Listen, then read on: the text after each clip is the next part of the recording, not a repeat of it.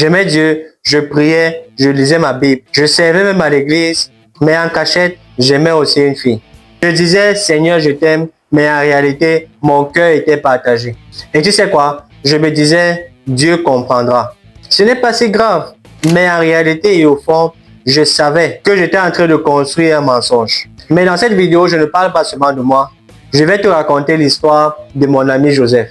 Et crois-moi, son histoire peut t'aider à comprendre ce que Dieu attend réellement de ton cœur. Reste avec moi jusqu'à la fin de cette vidéo. Mon ami Joseph aimait Dieu. C'était un jeune passionné, engagé toujours à l'église, toujours prêt à servir. Mais en réalité et en cachette, il aimait une fille.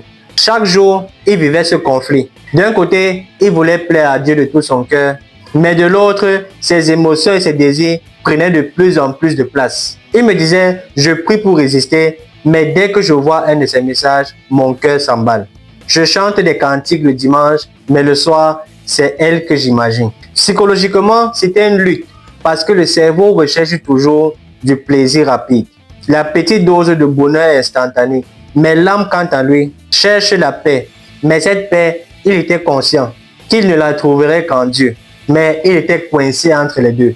Mais un jour, Joseph a lu un verset biblique, Matthieu 6, verset 24, qui nous fait comprendre que nul ne peut servir deux maîtres à la fois. Et il a compris que son cœur était divisé. Il voulait garder Dieu d'un côté et son petit jardin secret de l'autre. Mais Dieu ne veut pas être aimé à moitié. Il m'a dit, je réalise que ce que je cherche finit par me contrôler. Je croyais que je gère, mais en fait, c'est mon cœur qui est piégé.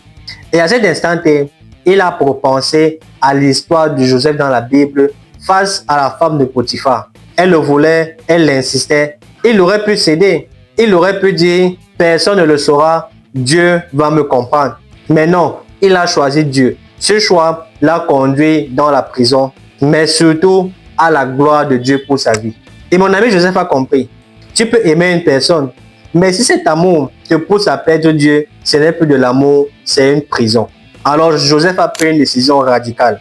Il m'a dit, je préfère perdre cette fille que perdre la présence de Dieu. Et ce n'était pas facile, ça faisait mal, mais il avait compris que c'était le seul chemin vers la liberté de Dieu. La Bible nous fait comprendre dans Matthieu 22, verset 37, tu aimeras le Seigneur ton Dieu de tout ton cœur, de toute ton âme et de toute ta pensée. Pas d'un morceau du cœur, pas la moitié, mais de tout ton cœur. Et Joseph a compris que Dieu ne voulait pas qu'il aime moins, mais qu'il aime mieux, parce qu'il a compris que quand tu mets Dieu à la priorité, il purifie tes sentiments. Il te donne la bonne personne au bon moment et surtout, il garde ton cœur dans la paix. Alors laisse-moi te poser cette question aujourd'hui. Est-ce que toi aussi tu vis ce conflit? Tu aimes Dieu, mais dans le secret, il y a quelqu'un ou quelque chose qui prend plus de place que lui? Ne laisse pas être partagé. Choisis Dieu aujourd'hui. Comme Joseph l'a dit, comment ferais-je un si grand mal et pécherais-je contre Dieu? Mon ami Joseph n'a pas perdu, au contraire, il a gagné avec Dieu. Parce qu'en choisissant Dieu, il a retrouvé une paix que personne ne pouvait lui donner. Et toi aussi, tu peux faire ce choix aujourd'hui. Écris en commentaire, je choisis Dieu. Ça sera ton acte de foi. Abonne-toi à cette chaîne parce qu'ici on dit la vérité, même quand elle dérange. Une vérité qui libère et qui transforme.